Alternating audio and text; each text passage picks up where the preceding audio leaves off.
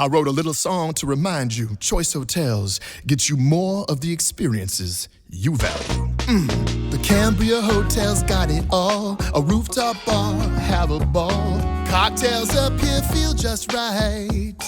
Is Cambria amazing? Alright. Bring a date, your team, or even your mom. Book direct at choicehotels.com. See you on the roof.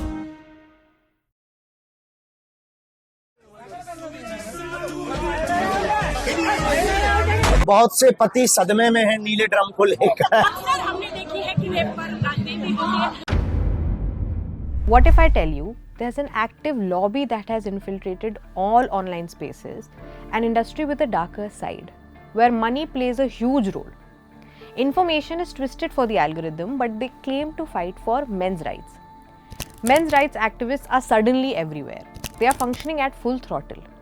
Last year, they even held a satyagraha for men at Jantar Mantar, Delhi. वक्त आ गया है कि हम लोग घरों से बाहर निकलें और अपने कंफर्ट जोन से बाहर निकल के अपनी लड़ाई लड़ने के लिए आए. And this is also not limited to the national capital. MRAs are also active in Kerala. A woman recorded a video alleging sexual harassment in a bus, and this is how MRAs mocked her and women in general. But in a sea of many such MRAs, how do you recognize one? Presenting Student of the Year, the MRA Academy. Every time a woman files a serious sexual assault complaint or a dowry case, your first instinct is to bring up the argument of, but what about false cases? क्या आप जब जब सांस लेते हैं तब तब पूछते हैं, but what about alimony? क्या आप इन इश्यूज पर तभी बात करते हैं या आउटरीच करते हैं when the culprit is a woman and not when the culprit is a man? Or if you make jokes like these. काहे नहीं ब्याह करना, बस ऐसे ही नहीं करना, वो ड्रम में पैक होने का डर सता रहा होगा. कह सकते हो. Well, बधाई हो, आप बनते हैं एक duplicate men's rights activist in addition to the very lucrative MRA economy in India. In the past 2 weeks, I dug into the online ecosystem of men's rights activists, or popularly known as MRAs, to understand their networks, content, and influence. These are some of the most prominent MRAs that you might have seen online. And the list goes on. MRAs have seen an exponential growth since the 2024 Atul Subhash case. They even run coordinated campaigns against potential legislative reforms, like how they went after Congress MP Shashi Tharoor for bringing in a bill to criminalize marital rape. But MRAs have always rallied against criminalizing marital rape. One MRA, Rahul Iswar, said, and I quote, "It is a situation where we'll become criminals overnight." Moreover, these men's rights activists also heavily influence discourse online and mold opinions. Case in point, the Kerala bus case. Shimjita Mustafa, a local, recorded a video where she claimed that a man could be seen elbowing her on the bus. The man reportedly committed suicide. Even though people did not know all the facts of the case, there was video evidence. It did not matter. MRAs ran a targeted campaign against the woman online, and then more and more posts sprung up. In less than 24 hours of the video going viral, justice for Deepak posts came up. Within 2 days of the FIR being filed, the woman was arrested. Mustafa was shamed for recording the harassment, and the narrative completely shifted online. Now, not getting into the legality of the case, but if you're a man watching this, ask any girl how common elbowing or such subtle tactics are in public transport. Often repeatedly and slyly done, so they still have plausible deniability. Chances are some MRAs will watch this and still think, Your question hurt me. But we have done our homework on MRAs, and here's what we found. Case number 1. Meet Barkha Trihan, who started the Purush Ayog in 2019 and has since then been photographed with many politicians and celebrities. Now, Barkha showed up at the Delhi protest of the Unnao case survivor with a placard showing her support for Kuldeep Singh Sengar. आज मैं यहाँ जंतर मंतर पे यहाँ पर इसलिए आई हूँ क्योंकि मैं सपोर्ट करती हूँ कुलदीप सेंगर को. Yogita Bhayana, an activist who has helped the survivor since the very beginning of the case, told the Quint that it was after Barkha turned up at the protest that the survivor was disturbed and then fell sick. Barkha has also supported Aam Aadmi Party's Ashok Mittal for presenting a bill in Rajya Sabha to constitute the National Commission for Men. And others have rallied behind it too, naturally. Barkha has questioned the Unnao survivor, so we questioned Barkha. Speaking about the convict Sengar, Barkha told us, and I quote, Kuldeep Singh Sengar has spent nearly 8 years in custody, yet legal relief continues to be denied. Not strictly on legal grounds, but because of his former status as an MLA. This is false. In the stay order, as accessed by the Quint, the court stated that because Sengar is convicted and sentenced in another case, and the order in that case was reserved by the court, his bail would be stayed. It's not just Barkha who has questioned the Unnao survivor. Case number 2. Enter Deepika Narayan Bhardwaj. Deepika, who is also a journalist, stated that she does not associate with Barkha. We also found a post from December 2023 by former Lok Sabha MP and BJP member Poonam Mahajan meeting influencers who have been supporting BJP in the past 10 to 12 years. Among them was Deepika. Just a year later, she started the Ekam Nyay Foundation. So her rise too hasn't happened in a vacuum. So we also questioned Deepika, and she told us that she questions the Unnao survivor over her alleged inconsistent accounts. And she herself chooses to believe Shashi Singh, who was acquitted in the Unnao case. Now, Deepika has also written a letter to the Chief Justice of India regarding this case. Yogita, the activist with the survivor, told the Quint, and I quote, "Deepika and Barkha used to be friendly with me before, but now things have changed. They should be questioning the judges. They have seen court proceedings. Why didn't they file an appeal in the court instead of harassing the survivor?" The money in doing men ki baat. This is where things get more interesting. It's not a coincidence that you are seeing more men's rights content come up, and it's also not. Starting a business can seem like a daunting task, unless you have a partner like Shopify. They have the tools you need to start and grow your business. From designing a website to marketing to selling and beyond, Shopify can help with everything you need. There's a reason millions of companies like Mattel, Heinz, and Allbirds continue to trust and use them. With Shopify on your side, turn your big business idea into... Sign up for your $1 per month trial at shopify.com/special offer. Happening in isolation either. Pushing more such MRA content aligns with Elon Musk's X, or formerly known as Twitter. I'm not saying this, but Anil Kumar, a former IITN and one of the co-founders of the Save Indian Family Foundation, also confirmed this to the Quint. SIFF, which is said to have the largest network in India among the men's rights groups, was founded in early 2000s and have been working on the ground way before either Barkha or Deepika came into the scene. SIFF told us that there are different categories of MRAs functioning online today. The social media Gen Z influencers, the manosphere who subscribe to Andrew Tate and the incel culture, MRAs like SIFF who work on the ground, and the relatively new but famous MRAs like Barkha and Deepika. Now, these might overlap with each other at times.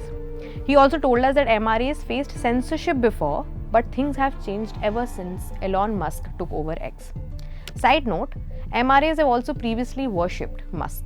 So the co-founder credits Musk for creating a more lucrative, viable environment online, which has propelled the rise of these MRAs. The content is further pushed, algorithms do their job, and as a byproduct, MRAs get more money depending on their engagement metrics. Yogita, who has worked in this space as an activist for over 18 years, has seen this space grow. She told us that the currency here is a woman being a men's rights activist. Yogita claims, as she told the Quint, and I quote, "It's all money in the men's rights activist industry. They don't have anything to do with men's rights. They are being funded by Kuldeep Sengar's money and also Brij Bhushan and his groups. He spent hundreds of crores on the PR, which they are also benefiting from. इनकी दुकान ही चलती है इससे, और Unnao case में पैसा बहुत है." However, when we asked Barkha, Deepika, and even SIFF's Anil for their response to this, they denied the allegations of such funding and stated that they have not associated with either Sengar or Bhushan in this manner. Anil said his own foundation, SIFF, is an independent trust which only accepts donations from its members. But he did admit to the Quint, and I quote, "There's a small bunch of people like lawyers, businessmen who are actually in this for the money. We don't collaborate with them because we might not align with them culturally or ideologically. But part of this culture is also reflected in SIFF's own social media. Which is why when we saw these posts by SIFF, where they say rape jokes are normal and bashing feminists, we questioned the SIFF's co-founder. He responded to us saying, feminists use anti-men language in their posts. Then why can't we use a similar language against them? Mostly the kind of language we have used in our posts is to stir up rhetoric and conversation online. Now, the headline game. अब जाहिर सी बात है कि अगर आपने कभी भी किसी भी मेंस राइट्स एक्टिविस्ट का कंटेंट ऑनलाइन देखा है, it has probably been about some alleged false case or about alimony. The issue here is not that victim of a case is a man. Feminism at its very core supports justice for all genders. The issue here is when MRAs bring up certain cases intentionally to only keep you outraged. Now, what do I mean by this? For example, when you see a headline like a woman reportedly killing her husband on her honeymoon, and yes, no one denies that women can't be perpetrators. But what follow are sensational headlines, primetime TV debates for weeks, WhatsApp forwards to make it seem like it's a mainstream issue happening on a larger scale. Now, we as a nation are so used to seeing headlines of crimes against women, dowry deaths, domestic violence, murder, rape, child sexual assault, that when the perpetrator is allegedly a woman, it provokes a shock value, a trigger. More engagement online, more TRPs for TV channels. When fed with these headlines constantly over a period of time, it gives you the impression that these cases are far more common and omnipresent than you think. This is why men's rights activists don't speak up when men commit crimes against men. Men committing sexual assault against men or boys? Silence. Men robbing men? Silence. Men injuring or killing men in road rage? Silence. Men silencing or bullying other men when they speak of mental health issues? Silence. This is why in 1 week you will see headlines like these without any outrage, but you will still see more blue drum or alimony jokes on your timeline. All about alimony and false cases. Now, Ryan Reynolds here from Mint Mobile with a message for everyone paying big wireless way too much. Please, for the love of everything good in this world, stop. With Mint, you can get premium wireless for just $15 a month. Of course, if you enjoy overpaying, no judgments, but that's weird. Okay, one judgment. Anyway, give it a try at mintmobile.com/switch. Upfront payment of $45 for 3-month plan, equivalent to $15 per month required. Intro rate first 3 months only. Then full price plan options available. Taxes and fees extra. See full terms at mintmobile.com. SIFF's co-founders Anil Kumar and Pandurang Katti were also friends with Atul Subhash, who was a volunteer at SIFF. And so, in a way to honor Atul and to fight for him, SIFF started the Alimony Tea Stall, which they put up near courts and in exhibitions. SIFF told us that they are not particularly against alimony, but against how alimony is calculated. Say a man is earning around 1 lakh per month, is being asked to pay 1 crore alimony. However, legally speaking, this is not true. Alimony or maintenance is decided upon not just your income and capacity to earn, but also assets of both the spouses, and the alimony is adjusted accordingly. When we did a story on dowry deaths in Uttar Pradesh, we received many comments about alimony. Advocate Malvika Rajkotia also debunked this in that video. All I had to say was, yes, it's tragic. Nobody's taking that away. But how is this big news, which you are using as leverage, not for the news itself, but as leverage to highlight the issue that what you think is the issue of misuse? Right. Because the point is there competent use available in the first place? The argument of false cases is often brought up by the men's rights activists. तो चलिए आज हम इसे address कर ही लेते हैं. Lawyers like Tahini Bhushan have handled genuine cases of men, especially the POXO, POSH and 498A cases. She told the Quint, and I quote, "There is space within the legal system to address false implication, cruelty and abuse of process. But MRAs routinely cross the line from legal advocacy into ideological overreach. MRAs knowingly sell men unrealistic outcomes, zero-cost divorces without mutual consent, blanket immunity from maintenance, or automatic quashing of proceedings despite being fully aware that courts do not function this way. What the MRAs don't tell you, but the data does. False cases are still a minority. Don't listen to me, our data and reports also tell us otherwise.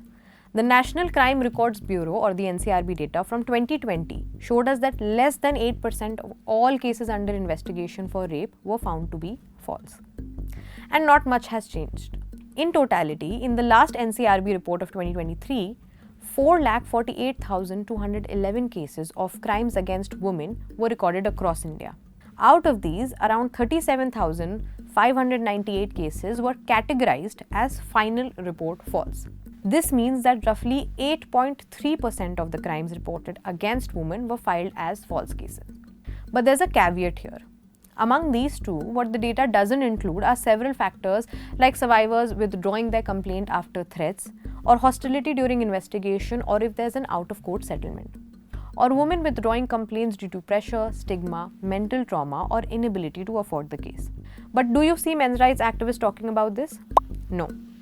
If I give you a further breakdown, out of total 29,670 rape cases reported, around 3,959 were disposed by the police after being categorized as false cases. Out of total 1,33,676 cases under cruelty by husband or relatives, 6,176 cases were reported as false.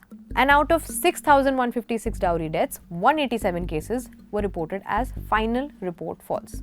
Now, these are just some of the examples to show you that a minuscule part of a larger database is extrapolated to undermine our protective laws, to propagate the narrative that false cases have become an epidemic, as MRAs would like you to believe. The fact of the matter remains that the actions of men's rights activists are less concerned with men's rights, but men's right to escape accountability and reflection when larger parts of crimes still overwhelmingly happen against women. This also erases the broader reality that violence against women remains far more systemic and pervasive. तो कुल मिला के बात यह है कि mains rights activist अपना ज्ञान देते रहेंगे, बट कोई उनसे ये क्यों नहीं पूछता कि मेन की बात तब क्यों नहीं होती जब हम पॉलिटिकल प्रिजनर्स की बात करते हैं, या जब caste violence, honour killings, hate crimes में आदमी ही आदमियों को मारता है, या जब किसान सड़क पे उतर के मनरेगा चेंजेस के खिलाफ प्रोटेस्ट करते हैं, या जब गिग वर्कर्स अपनी लड़ाई लड़ते हैं, या जब मुस्लिम्स फॉल्स टेरर चार्जेस से बाइज्जत बरी होते हैं सालों बाद।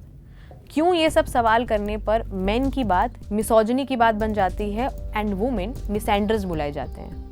So this was the Quint's deep dive into the world of one of the most influential ecosystems online today, that which shapes minds of millennials and Gen Zs. It takes us weeks, resources, and a risk of getting trolled to report on these stories. So hit the subscribe button now and share your thoughts in the comment section below.